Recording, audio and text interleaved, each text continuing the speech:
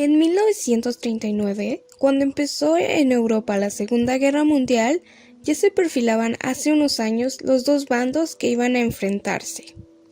En primer lugar estaban las potencias del eje, formado principalmente por tres países: Alemania, liderada por Adolf Hitler; Italia, donde Benito Mussolini ocupaba el poder; y el Imperio del Japón, emperador Hirohito. El llamado eje Tokio-Roma-Berlín había empezado a formarse en 1936, pero recién se consolidaría tras el comienzo de la guerra con el Pacto Tripartito de 1940.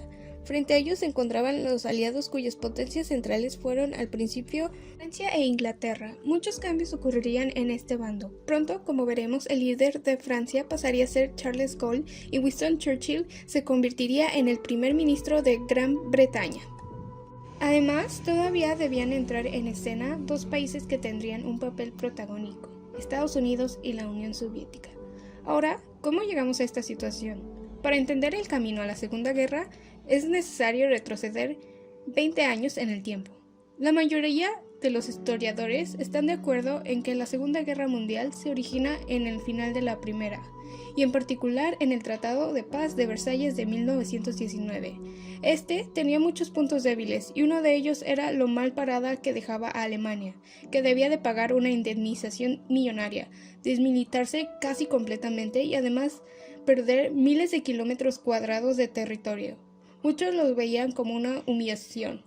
Pasados algunos años, Europa parecía vivir una época de crecimiento y sus políticos buscaban la paz, pero la severa crisis económica de 1929, sumada al rechazo por el consumismo, permitió que los nacionalismos más duros ganaran poder.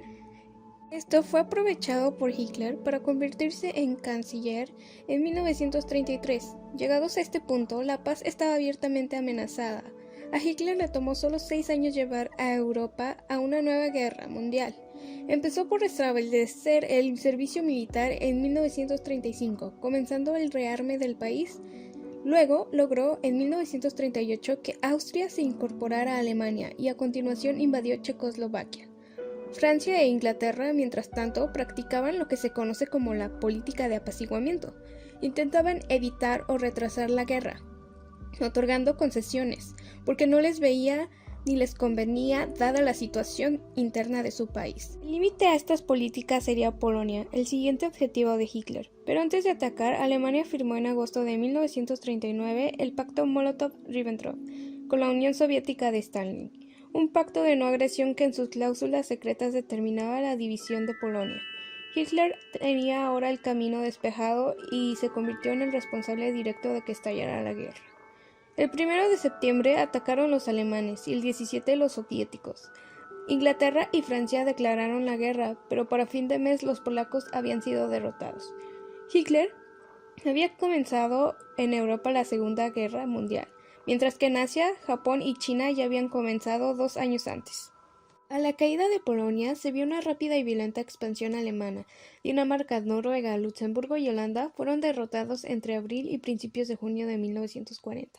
El siguiente objetivo era Francia, el enemigo de Alemania. Los franceses confiaban su defensa a una fuerte línea de fortificaciones en la frontera alemana, conocida como la línea Maginot. Desafortunadamente, sin embargo, la línea Maginot acababa en la frontera con Bélgica, lo cual fue aprovechada por las fuerzas alemanas. Bélgica y la defensa francesa de la zona cayeron rápidamente, y las fuerzas alemanas interrumpieron encerrando a los aliados mediante la evacuación de Dunkerque. Ingleses y franceses lograron retirar de manera casi milagrosa a más de 300.000 hombres, pero el futuro de Francia ya se encontraba sentenciado. El 22 de junio se firmaba una rendición incondicional que lo dividía en dos partes, una parte controlada por las fuerzas alemanas y la otra dirigida por el mariscal Pétain. Los alemanes habían logrado vengarse por el Tratado de Versalles. A pesar de las esperanzas de Hitler, los ingleses, con Winston Churchill como ministro, no se rindieron. El 10 de julio comenzó entonces lo que conocemos como la Batalla de Inglaterra, un prolongado enfrentamiento entre las fuerzas alemanas contra la británica.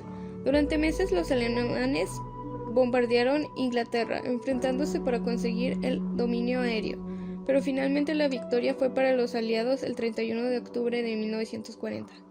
La invasión de la Unión Soviética, olvidando el pacto de no agresión, el 22 de julio de 1941 dio inicio a la Operación Barbarroja, una invasión conformada por 3 ofensivas simultáneas a distintas partes del territorio soviético.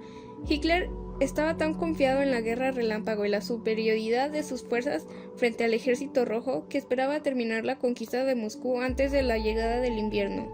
Al principio tener razón.